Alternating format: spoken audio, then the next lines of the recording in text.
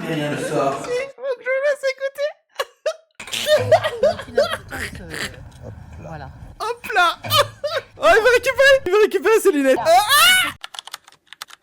Comment ça va les loulous? Loulou, comment ça va? Ah, c'est pas vu depuis un moment là, hein. Voilà, le temps de préparer des petits trucs sympas, le temps de gérer les petites affaires, comment proposer du contenu intéressant pour tout le monde, à la fois pour vous comme pour moi. Je suis hyper content de faire ça là, encore une fois. C'est toujours ce que je dis à chaque fois en fait. Je suis hyper content d'être là, c'est vraiment super d'être avec vous. Alors que je sais même pas y a qui là derrière. Au programme du soir, mesdames et messieurs, bienvenue. Bienvenue sur Ibra Feel Good. Programme un peu de culture G. On va essayer de se faire travailler un petit peu la cellule grise, histoire de se mettre en jambes. Et puis par la suite, on va se faire du react. Et on va pas se faire du react sur n'importe quoi, on va se faire du react sur du striptease. Alors attention, striptease, c'est le nom d'une émission des années fin des années 80, début des années jusqu'au début des années 2000. On m'en a recommandé beaucoup que je n'ai pas vu, donc on va en découvrir ensemble. Après avoir fait du react striptease, je vais vous raconter 4 anecdotes. 4 anecdotes bien détaillées, bien fournies, et ce sera à vous de dire laquelle est la vraie, laquelle est la fausse. Et celui qui trouve la vraie... Oh mince, bébé, j'ai cassé une de tes pinces.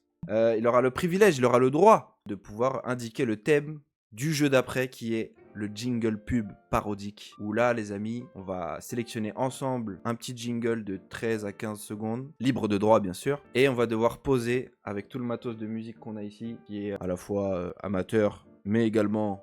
très professionnel, dédicace à Chiche Prod, et on va pouvoir faire un jingle pub ensemble, et là on va se régaler parce que j'ai hâte, il me tarde de le faire. J'ai fait des petits tests un peu avant, pas évident, mais c'est très gaulerie. Ça peut être n'importe quel thème, hein. Ça peut être des thèmes de... On peut faire une pub pour un médicament, on peut faire une pub pour de la bouffe, pour une boisson énergétique, pour tout ce qui passera par la tête de celui qui trouvera la bonne anecdote. Ouais, t'aurais dû être là toi aussi, t'aurais trouvé la bonne anecdote, probablement, et t'aurais pu m'imposer un thème pour le jingle qu'on a fait ensemble. Bah ouais frérot, c'était sur Twitch. Et t'étais pas là, hein. Donc si toi aussi tu veux me voir me dandiner comme ce cher monsieur derrière une caméra, n'hésite pas à venir, faire un petit coucou, on se tape des barres, on discute en détente. Allez, c'est parti pour le quiz là. Notre bon vieux quiz. Est-ce que je suis sur le bon truc? Ouais, je suis carrément sur le bon truc les gars. On décide ensemble, hein. Je déciderai pas tout seul. Je suis pas tout seul ici. On est déjà 63 000 sur putain, ça va vite. Sur le live, donc à vous de choisir. Les modos, vous faites un sondage pour qu'on sache qui choisit quoi. Puis comme ça, on pourra...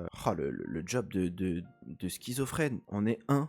On va y arriver. Je suis même pas sûr. Je pense que même le une personne là que je vois là, je crois que c'est moi-même. Mais c'est pas grave. Vas-y, Ibra, toi qui es seul dans le chat, eh ben toi tu choisis. Donc culture G, ok, Ibra feel good. Culture G, ça marche. Pas de souci mon gars. En plus toi t'es un bon. Je me souviens que t'étais grave un bon à l'époque quand on s'était rencontrés à la maternité. Alors, ça c'est Mercedes. T'es trop fort mec. Oh merci gros. Merci gros, mais c'est trop facile. Maintenant on va aller dans le difficile.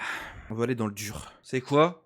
Ça va les couilles, on y va. 57%. Si on fait pas 57%, quelle est la monnaie de l'Argentine? J'ai envie de dire le réal, mais je vais dire le peso. Quel est... Quoi? Quel est le genre du mot termite? Ah, une termite? Un termite? Un termite ou une termite? Les deux. J'ai des termites. On dit j'ai des termites. C'est au pluriel. Putain, c'était un termite. Qui est l'auteur de Bel Ami, Honoré de Balzac? Putain.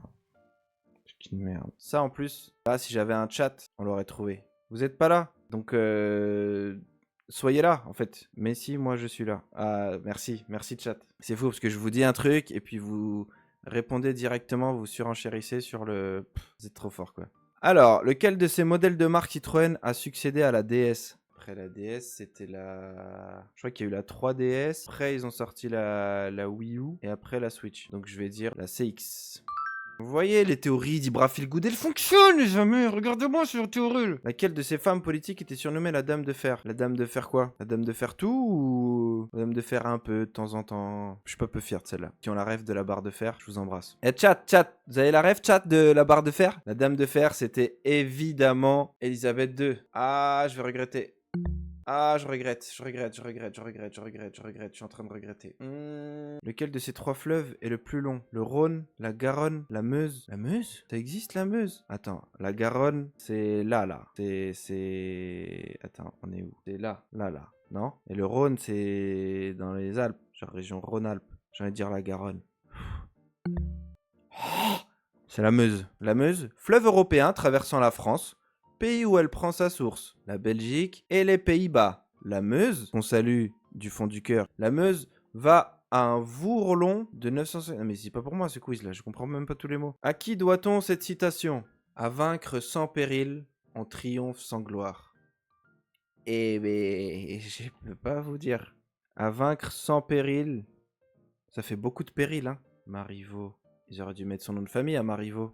Eh non, c'est pas... Non, le nom de famille de Marivaux, c'est Pied.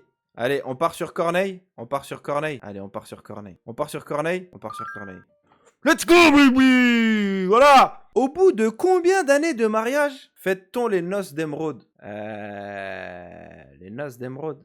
L'émeraude, ça veut dire ça doit être un âge de fou. Eh, vous savez quoi? Non, non, non. J'allais mettre entre les deux, j'allais mettre 40. Mais vous savez pourquoi c'est pas 40? Parce que l'émeraude, c'est cool, mais c'est pas connu. 40, ils font un truc genre... un truc connu, genre platine, diamant, tu vois. Allez, je mets 40. Let's go! Pourquoi appelle-t-on hot dog ce fameux sandwich d'origine américaine, fourré d'une saucisse cuite? C'était une bonne question, je viens de roter, je suis désolé. C'est à l'origine une saucisse pour chien. En fait, je lis, mais je comprends pas ce que je lis. C'est à l'origine une saucisse pour chien, imitant la forme d'un os. Non, ça n'a pas de sens. Vers 1850, on disait que les fabricants de saucisses new-yorkais utilisaient de la viande de chien. Viande de chien. Pourquoi je dis chien comme ça? Et voilà. En tout cas, pour railler cette origine douteuse de la viande, les vendeurs ont baptisé la saucisse ainsi en référence au teckel. Ouais, bah ouais, c'est vrai. Putain, on aurait dû faire ça, on aurait dû se dire, est-ce qu'il y a des chiens qui ressemblent à une saucisse? Et effectivement, il y a le Maxi Best of Plus là qui ressemble à une saucisse. Combien d'étages retenus par un cure-dent le véritable club sandwich a-t-il? Combien d'étages? Ouais, je lis, je comprends pas ce que je lis. Combien d'étages retenus par un cure-dent le véritable club... Mais arrête Petit souci technique, pardon. Allez, je vous crois. Le club sandwich est composé de 2 étages de garniture, séparés par des tranches de pain. Il est normalement coupé en petits quartiers, qui sont disposés à la verticale, la pointe vers le haut. Les ingrédients traditionnels sont sa mère et son père. Alors, au Mexique, si vous commandez une tortilla frite de farine, de blé fourrée de viande de bœuf, on vous apportera peut-être qu'un burrito. Allez, burrito. Non, mais gros. À l'origine, l'authentique... Je sais pas le dire. Pan bagnat, niçois, ne contenait pas de thon maïs. À l'origine, l'authentique pan bagnat niçois ne contenait pas de thon maïs. Bah oui. Ah, mais je suis con, je dis maïs alors qu'il y a écrit mais. Ne contenait pas de thon, mais des sardines.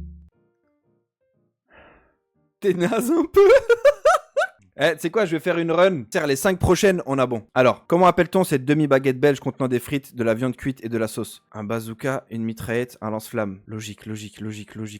Ça te fait penser à quoi, Ibra? Penser à un bazooka? Bof. Ça te fait penser à une mitraillette? Why not? Ça te fait penser à un lance-flamme? Bah, en vrai... Allez, une mitraillette. Parce que ça fout droit, ça n'a pas de sens, mais... Voilà, let's go! Quelle est l'origine du nom croque-monsieur? Ce sandwich de base, à base de pain de mie, apparu à Paris en 1910. Un sandwich préféré de ces dames dans les maisons de tolérance. Pour vanter ses qualités nutritives, la publicité dit qu'il peut remplir le ventre d'un... Non, pour faire sa réclame, le bistrotier qui le lance prétend sous forme de boutade que la viande à l'intérieur est de la chair humaine. C'est dégueulasse. J'ai envie de mettre la première. Putain. C'était le truc dégueulasse. Dans quel pays est né le doner kebab, composé de pain, pita, de lamelles de mouton frites en graisse? Quoi? Mais non, mais gros! C'est pas vrai. Le doner kebab était d'origine allemande. Il a été inventé en 1971 à Berlin par un certain Mehmet. Et Mehmet? Mais gros! Bah ouais, immigré turc qui... Wow, je voulais pas le dire comme ça. Immigré turc qui ne vient pas de Turquie ou de Grèce comme la légende le laisse entendre. Ok, on enchaîne, c'est pas grave. Confiance en soi. Lisez bien cette recette et identifiez le sandwich concerné, ok? Coupez le pain précuit en 2. Tartinez-le généreusement de Nutella et ajoutez quelques maltesers coupés en 2. Et mettez-le sous le grill 5 minutes jusqu'à ce que le pain soit doré. Quoi? Comment ça? Pita, wrap, panini, mais y a pas du Nutella? Ah, mais sous le grill, c'est un panini! Ah ouais! Eh ouais! Bah oui, Navakita! À New York, si vous commandez un ou un on vous servira...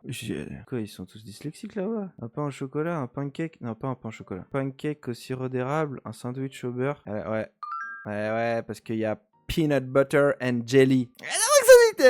Allez, on prend pas trop la confiance, selon la légende. Mais attention aux légendes, hein, puisqu'on s'est fait avoir tout à l'heure. Selon la légende, dans quelles circonstances le comte de Sandwich a-t-il l'idée de se faire servir de la viande froide et du fromage dans du pain? Encore une fois, j'ai lu sans comprendre.